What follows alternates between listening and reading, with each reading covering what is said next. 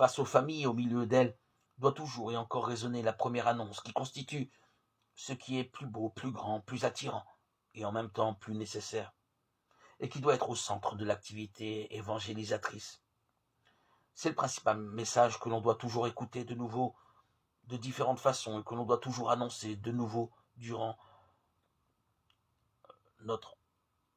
parcours sur cette vie, car il n'y a rien de plus solide, de plus profond, de plus sûr, de plus consistant et de plus sage que cette annonce. Et toute la formation chrétienne est avant tout l'approfondissement de l'Évangile. Notre enseignement sur le mariage et la famille ne peut cesser de s'inspirer, de se transfigurer à la lumière de ce message d'amour et de tendresse, pour ne pas devenir pure défense d'une doctrine froide et sans vie. Car le mystère de la famille chrétienne ne peut pas non plus se comprendre pleinement si ce n'est à la lumière de l'amour infini